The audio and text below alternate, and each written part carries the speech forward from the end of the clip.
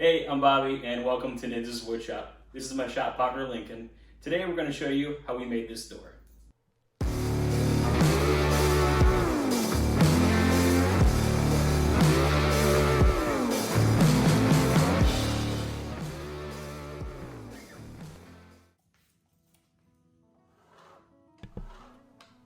Hey, thanks for joining me guys. Welcome to Ninja's Woodshop. As you'll see at the bottom of the screen, occasionally there will be some timestamps which will indicate essentially how long it took me for each portion of this project. And that's for all those of you who are looking to build something like this, or who are just curious as to how long something like this actually takes.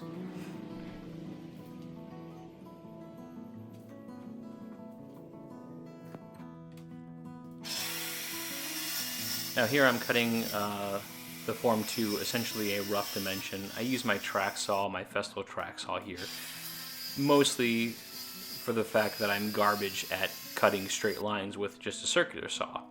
Now I do have to finish the cut off here with a small hand saw because the depth of the slab is a little too much for my circular saw blade.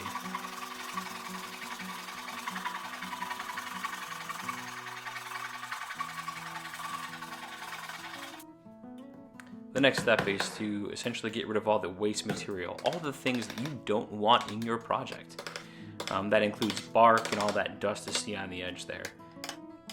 I do this with both a combination of some chisels to get out some of the dead wood, as well as a cut-saw disc. And if you haven't seen their website, I would highly recommend that you go to their website and check out some of the materials they have. It really cuts out a large amount of time.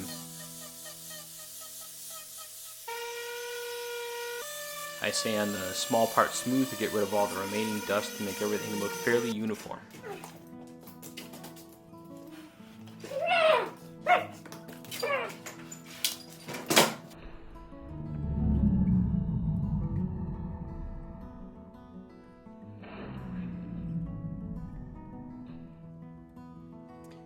You can pick up these little wire wheels at any big box store, Lowe's, Home Depot, anywhere, and you can just find them to chuck into your cordless drill, whatever you have on hand. It takes some elbow grease to get into some of these cracks, and I feel like I got most of the material out, but I certainly couldn't get all of it in these small cracks.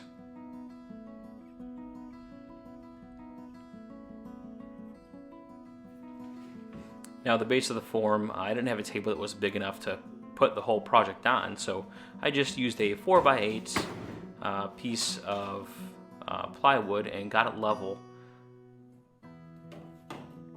And on top of that, I put down a piece of acrylic. I actually drove to Chicago, which I'm not far from, to get this piece of acrylic, which cost about $500, unfortunately, in hopes that I could have a reusable form that I could use multiple times for many different projects, which ended up not being the case, and you'll see here in just a few minutes.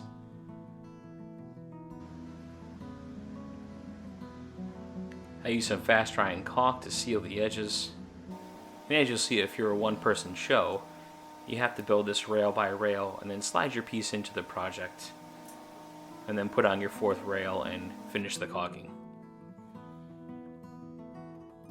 Here I taped up some pieces of wood with some Tyvek tape to prevent it from sticking to the epoxy, and these are essentially hold downs to prevent your project from floating while it's in the form.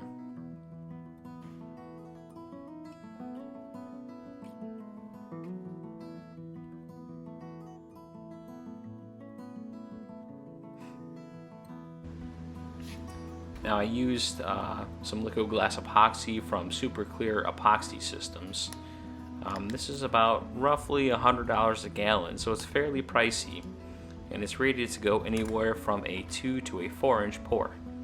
Now I do all my primary mixing in one bucket, and after I'm done mixing for approximately 5 minutes, I pour it into a second bucket, and that's to prevent all the epoxy that hasn't quite mixed as well that sticks to the edges from getting into your project.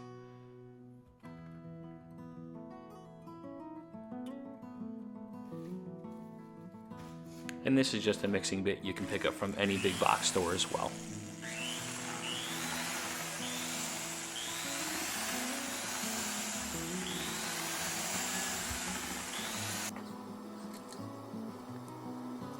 Next step is just pouring your epoxy into your form.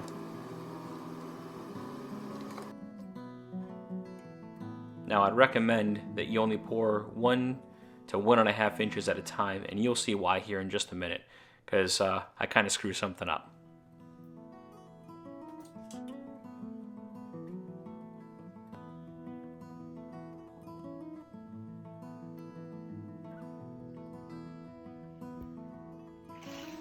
Looks pretty good at the start. Okay, so the pour is complete, and like it went like 80% well. There were a couple minor catastrophes, and I'll walk you through what they were right now. That all being said, these aren't project-ending catastrophes. There are ways around this, and we'll discuss it as we go. So as you see here, part of the form had lifted and a crack formed. I actually caught this during the pour. I thought that I fixed the crack and plugged it up and put a bunch more caulk on there. And then as it was curing, it had lifted again, causing a minor spill, as you can see. But, you know, all in all, not catastrophic. The whole pour didn't run out, so I got lucky. Second thing, my pour developed a large crack right here. Luckily, this is a small section. I can cut this out and re-pour and fix this. So why did that big crack happen? So as epoxy cures, it generates heat. What matters is how much heat and how quickly it generates it. And if it generates it too fast, too quickly, in too great of an amount, cracks form, the epoxy burns, and your project is ruined. So I did follow the instructions of the manufacturer down to the letter. They say pour in an environment that's above 70 degrees at least, is what they say. They don't give a max to that. I have a climate-controlled shop. It's spray foam insulated. I have a Modine gas heater, which was set to 70 degrees. When you're pouring, the depth of pour matters. The epoxy that I used is rated to go up to 4 inches. My pour was just a touch over 2 inches. So when looking at these manufacturers and epoxies you're going to be using, they might boast this or that, but you know what? Just play it on the safe side. Pour no more than an inch, inch and a half at a time. Let it kind of cure part way, get tacky, and then pour again another layer on top of that just to be safe. You're going to save yourself a lot of heartache if you do that. Okay, so for this crack, what we're going to do is we're going to essentially just make a cut from here to here and cut out this large crack. And that's the great thing about epoxy, is that it's very forgiving. You can screw it up, cut pieces out, sand the edges, re-pour, and no one will know the difference. So, and just a few words on this Alex Fast Dry caulk. I got this recommendation from someone that I follow on YouTube, Blacktail Studios. If you haven't seen his stuff, do it, go to it. If you're interested in building anything like this, he's the man. He does this all the time. So this is the caulking that he suggests and uses. I did try this. It might have been the fact that the pour cured a little too quickly and caused the rails to shift. But what I found out about this caulk is that it's actually fairly brittle.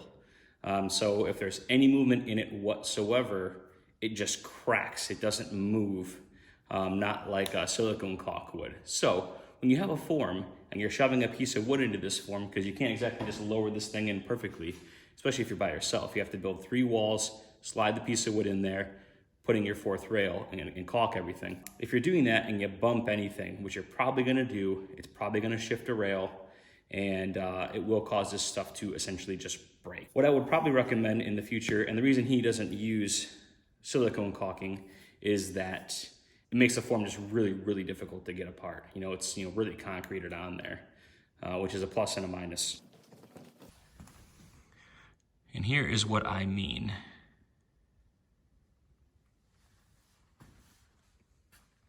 Now this might be also that I'm using plexiglass here as well as for the base. And I don't have this bolted down because I want to be able to reuse some of this stuff. So that could be the issue as well. Okay, so the next step is knocking apart your form, which the Alex Fast Dry caulk actually made pretty easy to get these rails off.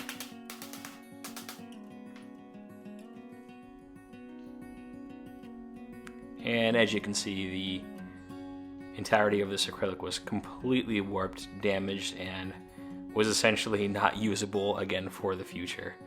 So this was a massive, massive fail. Now, if you go to Wes Hamstra's page on YouTube, he'll detail how to build this flattening sled if you're interested in using it. Now, I started leveling this slab with the Infinity Tools cutting bit, and I switched to an Amana Tools cutting bit, and I'll explain to you why here in just a couple of minutes. Now, it did take quite a while for just a single pass with the router, roughly 35 to 45 minutes depending on how big of a pass I was going to take.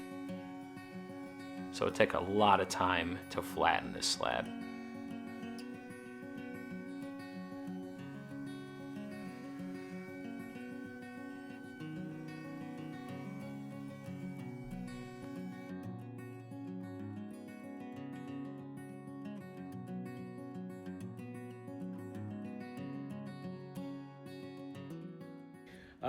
So I just got done flattening and leveling the door and the slab and the epoxy. It was a huge pain in the butt. And just a couple points on the bits that I used. I started off with this Infinity Cutting Tools bit, which was good. It's about 1.5 inches, 2 inches diameter. It has little blades that can't be removed. You have to sharpen if they get dull. And let's be honest, I'm not gonna stop mid-project to resharpen this because I'm lazy. So I did one whole side of this door with the Infinity Tools cutting bit. And it did a good job, especially when it was sharp. As it got dull, like anything, not as much. For the other side, I switched to the Amana Tools cutting bit here. And maybe I'll link something in the description below so you can buy this thing. Has a wider footprint, and it essentially has a cutter head here with little removable square blades on it. So if one side starts to get dull, you simply unscrew it, twist it, screw it back in, and you're ready to go. It takes like 2 minutes to do. So if you're lazy like me, this is great. Not only that, it has a bigger footprint. It was super sharp. It cut through this thing, even the epoxy, like butter. And on the table, and I'll show you here in just a second, as you're using these bits with a router sled to level something, you will end up with these little ridges if it's not completely level, so on and so forth. And if you're doing it perfectly, you won't have any ridges in between the passes, but you'll have just kind of the swirls from the cutting bit. So this did the job perfectly. I have swirls, I don't have any ridges. It's gonna be super easy to sand. With the Infinity Tools cutting bit, I have the swirls, I have minor ridges. It's not gonna be a huge deal to sand, but it's just an extra step. More elbow grease I'm gonna have to put in, which none of us really wanna do. We don't wanna spend more time doing the tedious tasks of woodworking. So Amana Tools has my vote. All right, let's look at the table to talk about the swirls I'm discussing here. So these are the swirls, and you have to just take my word for it. When I run my hand over these, there's no ridges here. This is just kind of like if you were to cut grass in 2 different directions, you're gonna get some different patterns as you go each direction, and the same here with the grain. I did find that if I went a little too fast, I would get a little bit of tear out in the epoxy, which sucks. So all I did was I just decreased my speed, and for the most part, I had minimal to no tear out in the epoxy as it surfaced. And I just moved the router really, really slowly, and it did a great job. I'll have to do a little bit of patchwork, but it won't be super intensive. And I don't know, maybe not the greatest of views underside. This was the Infinity Tools side. And I don't know, you can't really appreciate it here, but there are some ridges, just take my word for it. Okay, so once you get to this point in your project, you will discover that little bubbles had formed in your epoxy throughout your pour. It's normal, it's going to happen. There's almost nothing you can do about it, especially if the epoxy is bonding directly with the wood and you didn't coat the edges of your wood with epoxy with like a seal coat, which was then sanded. There was some thought that if you pre-coat it, that as the epoxy that you pour in the gaps bonds, it doesn't bond as strongly and it's at risk to split over time. It has happened. I don't know how often it happens. Probably not that often. You're probably safe to pre-coat, but I didn't on this one. So the propensity for bubbles to form as the epoxy enters the wood increases, okay? So here's what I'm talking about. So I had some bubbles form there. That's a huge example, clearly. There's some that are deeper in the epoxy that I'm not gonna do a darn thing about. And then you have little ones here and here. And then if you look along some of the edges, you have some here. So essentially what you need to do is you need to refill these. You could leave them if you so choose, but you're gonna have a bunch of gaps. It's not gonna look as good. So what I find is that if you actually increase the defect, the epoxy that you're gonna pour in there to finish it off gets in there better. I've certainly tried this in the past where I didn't widen the defect and I just poured over a tiny bubble hole expecting the epoxy to get into it, and it didn't, which is pretty aggravating. So I'm gonna widen the defect essentially with a Dremel tool, and then we're gonna re-pour in these areas.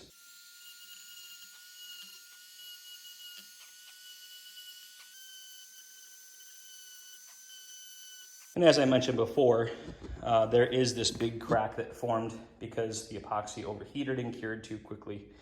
So we will cut this area out. I have some more epoxy on order to then refill this area, and it should look, basically normal when we're finished.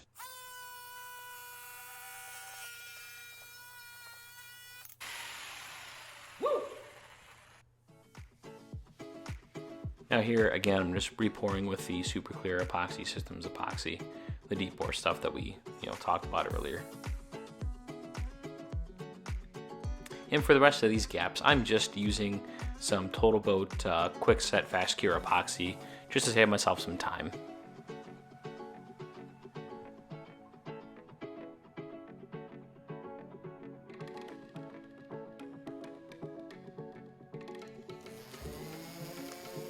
Now I start here with some 80 grit to sand the initial portion of the top of this table. Normally, if it's just those swirls you have to sand out, you don't have to start with this high of a grit. But because I had to sand off a fair amount of epoxy that I had poured over in all those gaps that you saw, I started off with 80 and then worked my way up through various grits, as you'll see. And during this project, I did buy myself some new tools to help with some dust collection.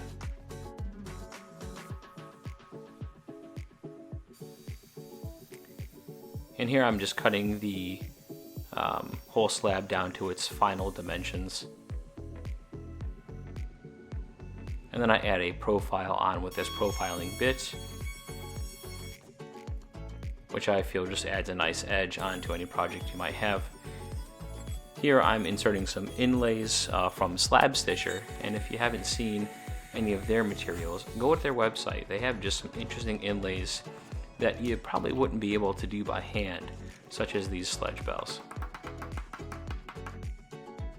So one thing I'm not able to show because my little tripod just broke is just the process of doing this. This is just the little Rockler drill press jig that I just picked up. Pretty nice, pretty simple. You just loosen that screw, chuck everything up, and down you go.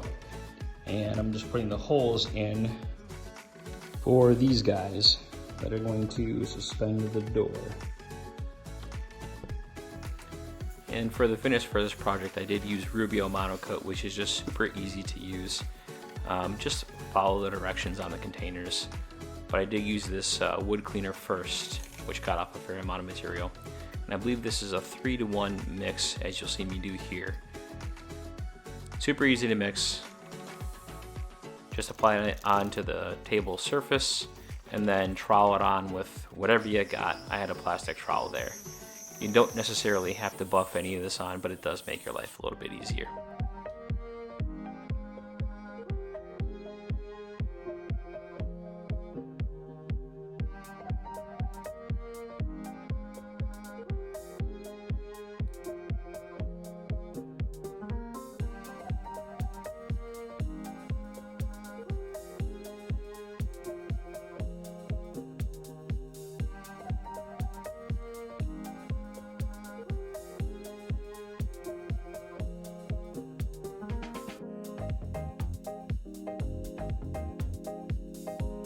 And for those of you who are paying attention throughout the video, the total time for this project was about 19 hours and 45 minutes, which you'll see here in just a moment.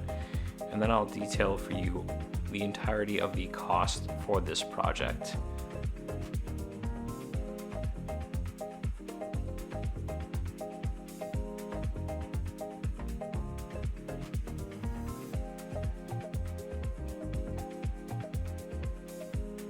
And in an upcoming video, I will detail for you how to price out your projects based on the cost of materials. Thanks for watching, guys.